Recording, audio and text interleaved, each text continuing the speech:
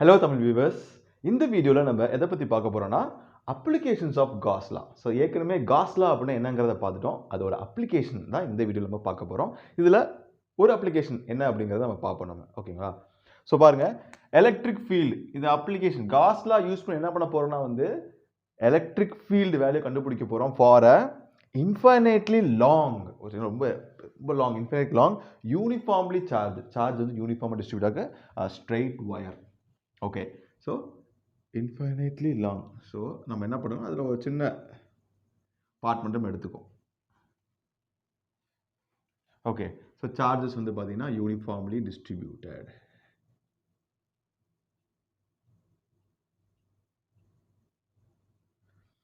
Okay so இந்த charge arrangement so இதில் வந்து பார்த்தீங்கன்னா லேம்டா இதான் வந்து பார்த்தீங்கன்னா ஏன்னா லைன் சார்ஜ் அரேஞ்ச்மெண்ட்னால லேம்டாங்கிறது பார்த்தீங்கன்னா லீனியர் சார்ஜ் இதான் லேம்டான்றது linear charge density. Linear charge density. So இந்த ஒயரால் நான் என்ன பண்ண போகிறேன்னா ஒரு பாயிண்ட் எடுத்துக்கிறேன். Point P at a distance r. So இந்த பாயிண்ட் பியில் இந்த சார்ஜ் அரேஞ்ச்மெண்ட்னால என்ன எலக்ட்ரிக் ஃபீல்டு ஆக்ட் ஆகும் அது எப்படி கண்டுபிடிக்க போகிறோம், அதுக்கு காஸ்ல எப்படி உதவி பண்ண போகுது எல்லாமே பார்க்க போகிறோம். சரி நான் ஒரு ஃபார்முலா எழுதுறேன், இதை யூஸ் பண்ணி போடலாமா? E is equal to Q by இந்த ஃபார்முலா தான் நம்ம படிச்சிருக்கோம் for a point charge. So இந்த ஃபார்முலா கண்டிப்பாக நம்ம டைரெக்டாக யூஸ் பண்ண முடியாது. ஏன்னா வந்து இது வந்து electric field due to point ஒரு பாயிண்ட் சார்ஜ் மட்டும் இருந்தால் அந்த ஃபார்முலா டேரெக்டாக யூஸ் பண்ணிக்கலாம். ஆனால் பாருங்க இந்த பாயிண்ட் பி இந்த சார்ஜ் அரேஞ்ச்மெண்ட்டை பொறுத்த வரைக்கும் ஒவ்வொன்றும் பார்த்தீங்கன்னா ஒவ்வொரு வேல்யூ ஆஃப் ஆரில் இருக்குது. அப்படிங்கிறப்ப கண்டிப்பாக நம்ம இந்த ஃபார்முலாவை இங்கே நம்ம யூஸ் பண்ணி கண்டுபிடிக்க முடியாது. ஓகே அதே மாதிரி பார்த்தீங்கன்னா நெட் எலக்ட்ரிக் ஃபீல்டு இந்த point P due to discrete system of charges அந்த அரேஞ்ச்மெண்ட் யூஸ் பண்ணி போடலாமா? முடியாது. ஏன்னா இங்கே பார்த்தீங்கன்னா எல்லாமே என்னது கண்டினியூஸாக அரேஞ்ச் ஆயிருக்கு. அதனால் டிஸ்கிரீட் சிஸ்டம் ஆஃப் சார்ஜஸ் அந்த ஃபார்முலா செட்டப் பண்ணவும் நம்ம இங்கே யூஸ் பண்ண முடியாது. ஓகே ஏன்னா சார்ஜஸாக கண்டினியூஸ்லி அரேஞ்ச். ரைட் ஓகே இப்போ கண்டினியூஸ் சார்ஜ் டிஸ்ட்ரிபியூஷன் அரேஞ்ச்மெண்ட்டுக்கு வருவோம். ஓகே ஸோ என்ன பண்ண போகிறேன்னா வந்து இதான் இந்த பார்டர் வச்சுக்கோம். ஓகே ஸோ இதான் வந்து டோட்டலாக ஓரளவுக்கு லென்த் இருக்க மாதிரி நம்ம இமேஜின் பண்ணிக்குவோம். ஓகே ஸோ இந்த சார்ஜ் ஸோ என்ன ஈக்குவல் அண்ட் ஆப்போசிட் பேர் அப்படியே பேராக நம்ம என்ன பண்ணுவோம் எலக்ட்ரிக் ஃபீல்டு வேல்யூ கொண்டு வந்துட்டே இருப்போம். ஸோ பாருங்கள் இப்போ இந்த சார்ஜை பொறுத்த வரைக்கும் தெரியும் எலக்ட்ரிக் ஃபீல்டு வந்து இந்த டேரக்ஷன் ரேடியல் அவுட்வர்ட் டேரக்ஷன் தானே. ஸோ இந்த பர்டிகுலர் டேரக்ஷனை பொறுத்த வரைக்கும் இந்த பர்டிகுலர் பாயிண்ட் பியில் கிராஸ் ஆகும், இப்படி போகும். ஸோ பாயிண்ட் பி இருந்தால் இந்த பர்டிகுலர் டேரக்ஷனில் போகும். அதே மாதிரி இந்த சார்ஜ் அரேஞ்ச்மெண்ட் ஓகே எடுத்தீங்கன்னா வந்து இந்த பர்டிகுலர் டேரக்ஷனில் போகும். ஓகே அப்போ ரிசல்டன்ட் எலக்ட்ரிக் ஃபீல்டு பார்த்தீங்கன்னா வந்து இந்த டேரக்ஷன்லையும் அதே மாதிரி இந்த ஆப்போசிட் டேரக்ஷன்லையும். ஸோ இதோட காம்பனண்ட் ஒன்று இங்கிட்டு போகும், அதே மாதிரி இதோட காம்பனண்ட் ஒன்று மேலே போகும், இதோட காம்பனண்ட் இந்த சைடு போகும், ஒன்று கீழே வரும். ஓகே ஸோ இந்த ப்ளூவில் போட்டிருக்கேன் பார்த்தீங்களா, இந்த காம்பனண்ட் வந்து ஆட்டோமேட்டிக்காக என்ன ஆகும்னா ஈக்குவல் ஆப்போசிட்னால கேன்சல் அவுட் ஆயிரும். இந்த காம்பனண்ட் வந்து கேன்சல் அவுட் ஆயிரும். ரிமைனிங் காம்பனண்ட் என்னங்கிறது பார்த்தீங்கன்னா இந்த ரேடியல் காம்பனண்ட் தான். இந்த சார்ஜ் எலிமெண்ட்டுக்கு ரேடியலாக இருக்குல்ல இந்த காம்பனண்ட் தான் அவைலபிளாக இருக்குது. That is electric field value. இந்த காம்பனண்ட் தான் அவைலபிளாக இருக்குது. ஓகே ஸோ எந்த சார்ஜ் பேர் ஒன்று எடுத்துக்கோங்க. இப்போ இதே மாதிரி இங்கே இந்த பேர் அரேஞ்ச்மெண்ட். ஓகே இந்த பேர் இங்கே பாருங்க, இந்த பேர் அரேஞ்ச்மெண்ட். அதே மாதிரி இந்த பேர் அரேஞ்ச்மெண்ட், இந்த பேர் அரேஞ்ச்மெண்ட். எந்த பேர் அரேஞ்ச்மெண்ட் எடுத்தீங்கனாலும் எனக்கு என்ன கிடைக்குது எலக்ட்ரிக் ஃபீல்டு ரேடியல் காம்பனண்ட் மட்டும் தான் கிடைக்குது. சரி அப்போ இதே நம்ம யூஸ் பண்ணிடலாமா? ஓகே இது வந்து ஓகே ஓரளவுக்கு ஸ்மால் லென்த்துக்கு நம்ம ஈஸியாக சொல்லிடலாம். இன்ஃபைனைட் லாங் லென்த் எல் போக போக போக என்னன்னா எலக்ட்ரிக் ஃபீல்டு வந்து பார்த்தீங்கன்னா இந்த பாயிண்ட் பியை டிபெண்ட் பண்ணியே இருக்காது. ஓகே ஏன்னா பிகாஸ் இன்ஃபைனைட் லாங் லென்த் போக போக நம்மளால இந்த மெத்தடாலஜி நம்ம யூஸ் பண்ணாலும் கஷ்டம். Electric field at this point P இப்படி இன்ஃபைனைட்லி லாங் சார்ஜ் ஒயர்னா கண்டுபிடிக்கிறதுக்கு இந்த மெத்தடும் நாட் அட் ஆல் பாசிபிள். சரி இது என்ன பண்ணுறது, எப்படி பண்ணுறது? இப்போ தான் காஸ் லா வந்து நம்மளுக்கு ஹெல்ப் பண்ணுறாரு.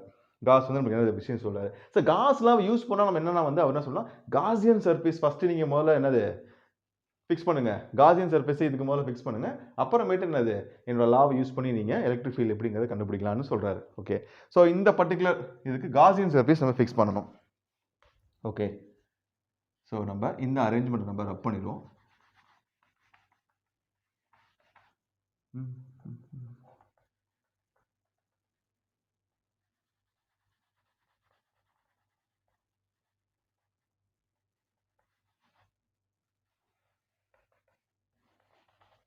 ஓகே ஸோ இப்போ முன்னாடி பார்த்த அரேஞ்ச்மெண்ட்டில் பார்த்தீங்கன்னா எல்லாமே பாருங்களேன், எலக்ட்ரிக் ஃபீல்டு வந்து பார்த்தீங்கன்னா ரேடியல் அவுட்வர்ட் டைரக்ஷன், இந்த டைரக்ஷனில் தான் பாயிண்ட் ஆச்சு. எனக்கு எலக்ட்ரிக் ஃபீல்டு பாருங்கள், எந்த காம்பவுண்ட் எடுத்தாலும் எலக்ட்ரிக் ஃபீல்டு வந்து இப்போ நான் தான் ஒயர்னா என்னது எலக்ட்ரிக் ஃபீல்டு எப்படி ரேடியல் அவுட்வர்ட் டைரக்ஷன் இப்படி தான் வந்து எனக்கு பாஸ் ஆச்சு. ஓகே, ஸோ அப்போ இந்த காசியன் சர்ஃபேஸ் எப்படி சூஸ் பண்ணணும்? அந்த சர்ஃபேஸில் electric field should be equal at all the points. Gaussian சர்ஃபேஸில் எந்த பாயிண்ட் எடுத்தாலும் என்னது எனக்கு எலக்ட்ரிக் ஃபீல்டு ஈக்குவலாக வரணும். அதே மாதிரி தீட்டாவும் எனக்கு என்னது சேமாக இருக்கணும் at all the points of the Gaussian surface. ஓகேவா? ஸோ அந்த மாதிரி சூஸ் பண்ணணும்னா வந்து என்ன பண்ண போறேன்னா வந்து I am going to choose a cylindrical Gaussian surface. Okay, ஒரு சிலிண்ட்ரிக்கல் காசியன் சர்ஃபேஸை சூஸ் பண்ணுறேன். ஓகே, ஸோ இந்த பாயிண்ட் பியில் வந்து பார்த்தீங்கன்னா இது நம்ம பண்ணிடுவோம். ஓகே, ஸோ பாயிண்ட் பி ஒரு ஸ்ட்ரெயிட் லைன் மாதிரி எடுத்துக்குவோம். அதே மாதிரி ஸோ இதே சேம் லென்த்துக்கு இங்கிட்டு எடுத்துக்கிறேன் நான். ஸோ ஆல் ஆரா இதே ஆர் இங்கிட்டு, ஏன்னா சிலிண்ட்ரிக்கல் சர்ஃபேஸ் போட போகிறேன் நான். ஓரளவுக்கு சிமிலரா ஃபைன். ஸோ ஒரு க்ளோஸ்டு சிலிண்ட்ரிக்கல் சர்ஃபேஸ்.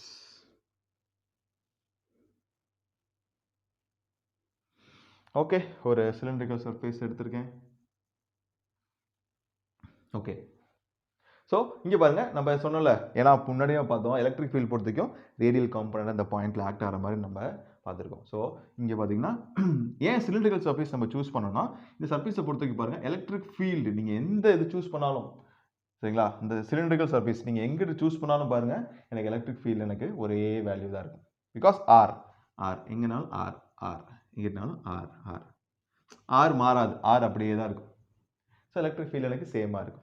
ஓகே, ஏன் சிலிண்ட்ரிக்கல் சர்ஃபேஸில் மட்டும் தான் வருமா? ஏன் வேறு சர்ஃபேஸ் எடுத்து பாருங்க. நல்லா கவனிங்க, இந்த பர்டிகுலர் சார்ஜ் அரேஞ்ச்மெண்ட்டுக்கு எனக்கு சிலிண்ட்ரிக்கல் சர்ஃபேஸ் தான் காசியன் சர்ஃபேஸாக சூஸ் பண்ணால் மோர் ரெலவெண்ட்டாக இருக்கும். ஓகே, இதே சார்ஜ் அரேஞ்ச்மெண்ட்டுக்கு நான் வேறு எடுக்கிறேன். இங்கே பாருங்க, சேம் அரேஞ்ச்மெண்ட் ஆஃப் சார்ஜஸ்க்கு நான் ஒரு ஸ்பெரிக்கல் சர்ஃபேஸ் எடுக்கிறேன். ஓகே, சாரி ஸ்பியர், ஒரு ஸ்பெரிக்கல் சர்ஃபேஸ் சூஸ் பண்ணுறேன்னு வைங்க. ஸோ இந்த சர்ஃபேஸை பொறுத்தவரைக்கும் பாருங்கள் எனக்கு இந்த இடத்துல இந்த டிஸ்டன்ஸ் மாறிக்கிட்டே இருக்குது.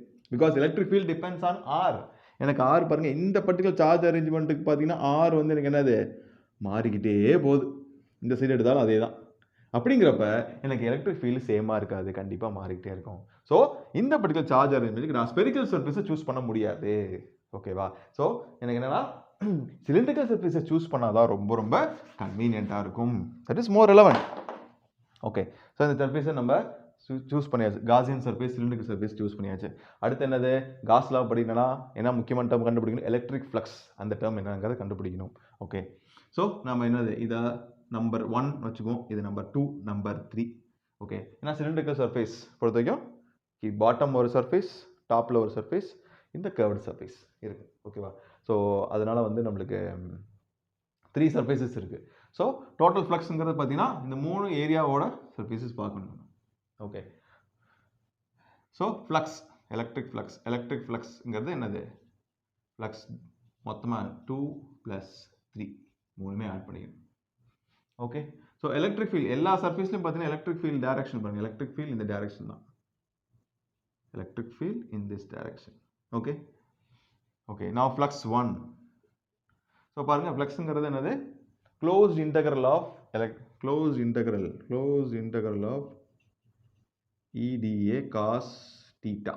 ஓகே, ஸோ இங்கே பாருங்க, ஸோ ஒரு ஸ்மால் எலிமெண்ட், ஏரியா எலிமெண்ட் எடுத்துக்கிறேன் DA. ஸோ இந்த ஏரியா எலிமெண்ட் எலக்ட்ரிக் ஃபீல்டு இந்த டைரக்ஷனில் ஃப்ளோ ஆகிட்டு இருக்கு. எனக்கு ஏரியா வெக்டர் எப்பொழுதுமே என்னது 3D சர்ஃபேஸை பொறுத்த வரைக்கும் அவுட்வர்ட் டைரக்ஷனில் தான் இருக்கும். அப்படிங்கிறப்ப எனக்கு I have area vector in this particular direction. அப்போ இதோட ஆங்கிள் வந்து என்னது? எனக்கு 90 டிகிரி. ஓகே, ஸோ அப்போ எனக்கு என்னது? Closed integral of EDA cos 90 degree, அதான் வந்து ∅1. So cos 90 automatically 0. அப்படிங்கிறப்ப இந்த டேர்ம் 0 ஆயிரும், இந்த டேர்ம் கேன்சல்டு. சிமிலர்லி ∅2, இப்போ 2க்கு வருவோம். இதுலேயும் பாருங்கள் எனக்கு வந்து பார்த்தீங்கன்னா எலக்ட்ரிக் ஃபீல்ட் இந்த டைரக்ஷனில் ஃப்ளோ ஆகிட்டு இருக்கு. ஏரியா வெக்டர் ஒரு ஸ்மால் எலிமெண்ட் DA எடுத்தோம்னா அந்த ஏரியா வெக்டர் எப்படி எந்த டைரக்ஷனில் இருக்கும்? Outward direction. இதுக்கும் இதோட ஆங்கிள் என்னது? 90 degree. Okay, so close integral EDA so closed integral cos 90 degree here also 0. Okay, so 5 3 வரும் 5 3. so closed integral EDA இங்கே வந்து பார்த்தீங்கன்னா cos theta, what is theta இங்கே பாருங்க, so small area element DA. okay, so இது வந்து DA.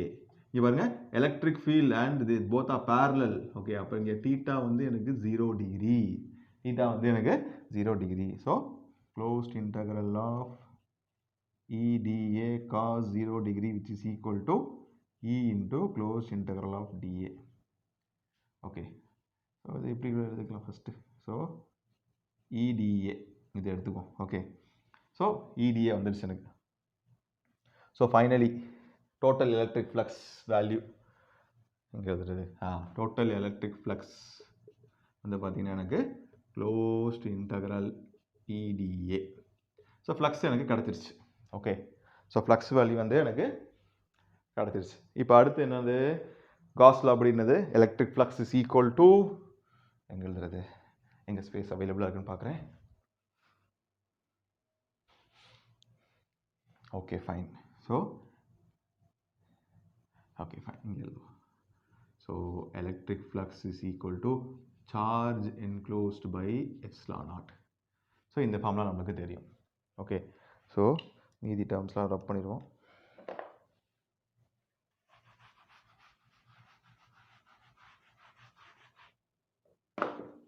Okay, so closed integral EDA is equal to Q pi epsilon naught. So இங்கே வந்து பார்த்தீங்கன்னா E எனக்கு கான்ஸ்டண்ட்டாக தான் இருக்கும், ஒன்லி வேரிங் வந்து பார்த்தீங்கன்னா area is equal to Q by epsilon naught. So இந்த particular curved surface area, total surface area, இந்த particular surface area மட்டும் நம்ம எடுத்தோம்னா அது is 2 pi r. இந்த length பாருங்க, ஸோ இந்த சிலிண்டரோட length வந்து நம்ம L எடுத்துக்குவோம். ஓகே, ஸோ அதே மாதிரி லாம்டா வேல்யூ இங்கே எடுத்தது வந்து Q by L, அது ஞாபகம் வச்சுக்கோம். Okay, so E into closed integral of DA வந்து பார்த்தீங்கன்னா 2 pi r into L. R வந்து ரேடியஸ், L வந்து இந்த length, is equal to Q by epsilon naught. okay, so E 2 pi r is equal to Q by epsilon naught. so இங்க எழுத E 2 pi RL, இங்க Q நம்ம என்ன எடுத்திருக்கோம், lambda L, so lambda L by epsilon naught. okay, from this பாருங்க L gets cancelled, E is equal to lambda by 2 pi r into epsilon naught. so Gauss law use பண்ணி electric field due to this infinitely long straight wire கான எக்ஸ்பிரஷனை கண்டுபிடிச்சிட்டோம். So இதில் பாருங்க electric field value பாருங்க depends on R. Okay, so R எனக்கு change ஆகாத வரைக்கும் எனக்கு எலக்ட்ரிக் ஃபீல்டு பாருங்க what ever maybe the length. சரிங்களா, ஸோ R வந்து எனக்கு சேஞ்ச் ஆகாத வரைக்கும் பாருங்க, so infinitely long, sorry long போய்கிட்டே இருக்கு, ரொம்ப லாங், இந்த மாதிரி ஒரு லாங் ஒயர்னு வருங்க. ஸோ லென்த் வந்து நம்ம போக இந்த மாதிரி ஒரு கண்டிஷன் இருக்கிறப்ப, சரிங்களா, இந்த வீடியோ பார்க்குறப்ப லென்த்து கொஞ்சம் எக்ஸ்டெண்டாக போகிற மாதிரி தெரியும். ஸோ லென்த்து வந்து ரொம்ப லாங்காக அந்த இருக்கிற இந்த மாதிரி கண்டிஷனுக்கு எலக்ட்ரிக் ஃபீல்டுக்கு ஒரு பாயிண்டில் கண்டுபிடிக்கணும் அப்படின்னா நம்ம இந்த காஸ் லாவில் தான் யூஸ் பண்ணால் தான் பெஸ்ட். ஓகே, ஸோ இந்த மாதிரி இடங்கள் தான் காஸ் லா என்னது, it finds is application. Okay, so வேறு எந்த மெத்தட் யூஸ் பண்ணாலும் ரொம்ப காம்ப்ளிகேட்டடாக தான் போகும்.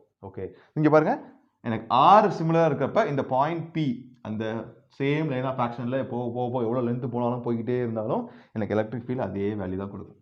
இப்போ R டிபெண்ட் பண்ணி தான் இருக்குது. ஓகே, ஸோ R வந்து சேஞ்ச் ஆச்சுன்னா அதுக்கு ஏற்ற மாதிரி எலக்ட்ரிக் ஃபீல்டு சேஞ்ச் ஆகும். It does not depend on L பொறுத்து இல்லை பாருங்க. So whatever may be the length of the wire, நம்ம என்னது ஈஸியாக நம்ம எலக்ட்ரிக் ஃபீல்டு என்னங்க அதை கண்டுபிடிச்சிடலாம். ஸோ இங்கே சார்ஜ் எலிமெண்ட்டே லாம்டா L, நம்ம இந்த பர்டிகுலர் சிலிண்ட்ரிக்கல் சர்ஃபேஸ் தான் எடுத்தோம், அதோட சார்ஜ் எலிமெண்ட் லாம்டா Lன்னு சொன்னோம். அங்கே வந்து லாம்டா L வந்தாலும் எனக்கு இங்கே எலக்ட்ரிக் ஃபீல்டுங்கிறது only depends on the lambda and R. Okay, அதை டிபெண்ட் பண்ணி நம்ம ஈஸியாக எலக்ட்ரிக் ஃபீல்டை கண்டுபிடிச்சிடலாம். எலக்ட்ரிக் ஃபீல்டு கண்டுபிடிக்கிறதுக்கான ஃபார்முலா இதான். ஓகே, இதான் காஸ் லாவோட one of the application. Okay, thank you.